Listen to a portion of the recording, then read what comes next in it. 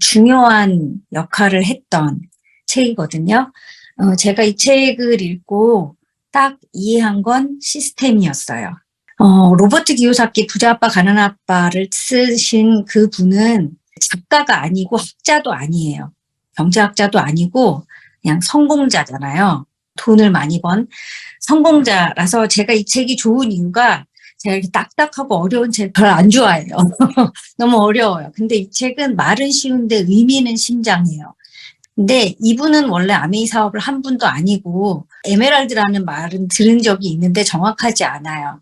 근데 이분이 처음에 아메이 사업을 이렇게 제안받아서 사업 설명을 갔을 때 우리랑 똑같더라고요. 마음이 닫혀 있었고 47에 완전히 경제적으로 자유로워진 다음에 마음의 문이 열리고 그러면서 아메이 사업, 이분이 네트워크 마케팅이라고 이 책에선 쓰지만 그게 아메이 사업이거든요. 이분에게 아메이 사업을 제대로 전한 분이 빌이라고 한 거 보니까 빌브리신 것 같아요. 근데 사람들이 이렇게 물어본대요. 당신은 네트워크 마케팅 사업 때문에 부자가 된 것도 아닌데 왜 다른 사람한테 그 사업을 하라고 권하냐에 대한 뭐라고 답했냐면 부자들은 네트워크를 찾고 구축하고 나머지 사람들은 일자리를 찾는다.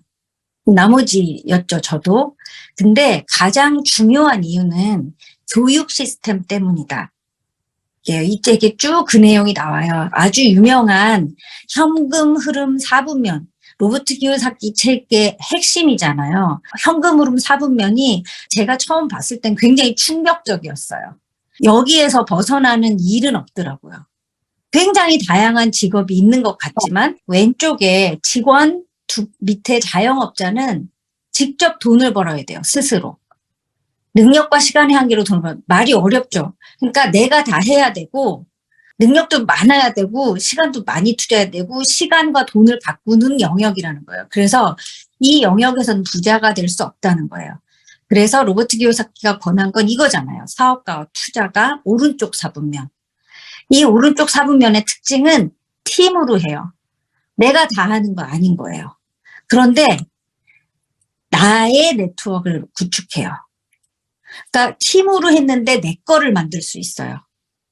그래서 권한 거예요. 이쪽이 부자가 되는 방법이라는 거죠. 이분이 나는 삶을 변화시킬 준비가 된 사람을 위해서 이 책을 썼다. 그것은 단지 직업을 바꾸는 것을 훨씬 뛰어넘는 변화를 의미한다. 아메이 사업이 직업인 것 같으세요?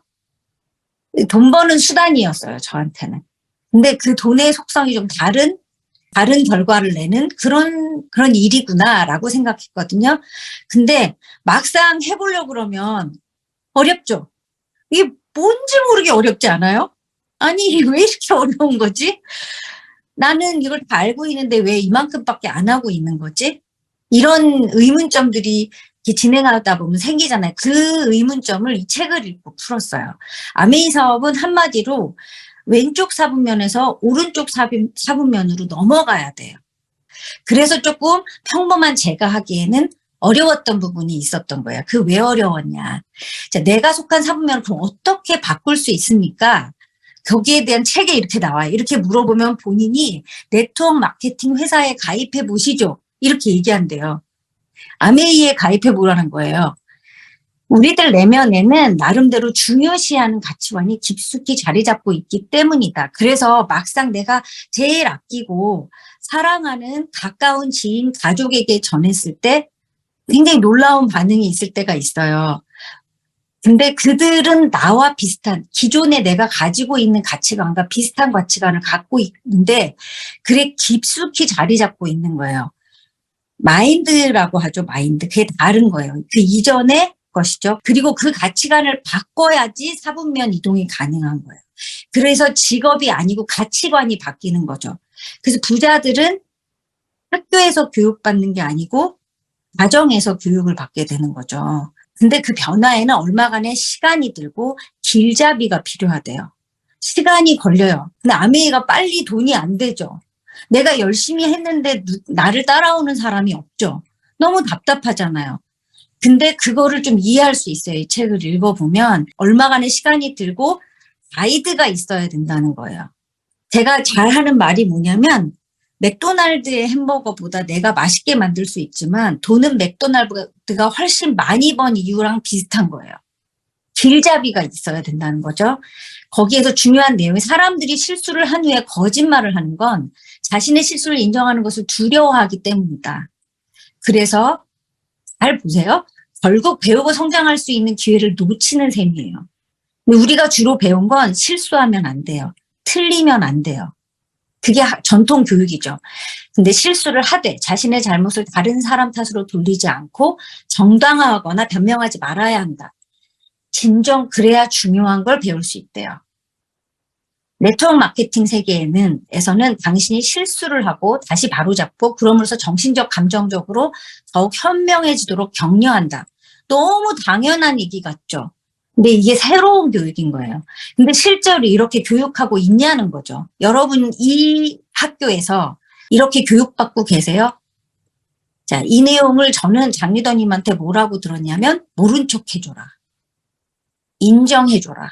그냥 인정. 나랑 너무 다르고 이해가 안 가고 너무 아닌 것 같은데 인정해줘라.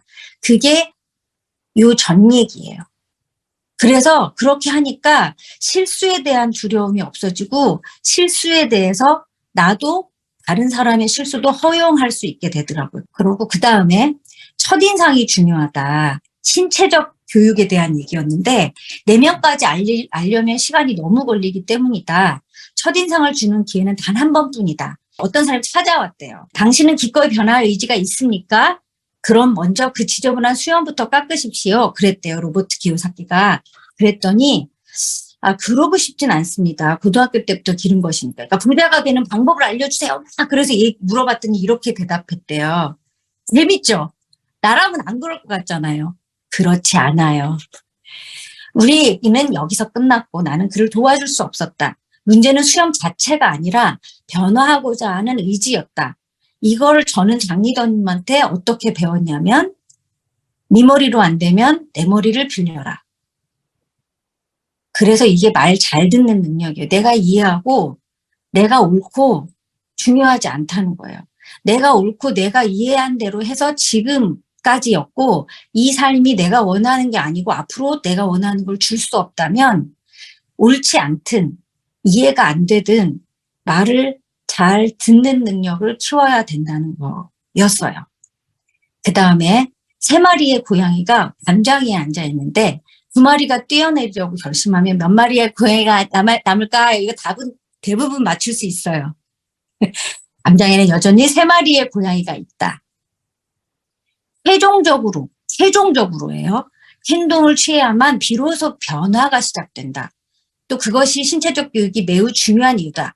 사실 신체적 교육이라는 게 뭘 의미하냐면 우리가 해보는 거예요.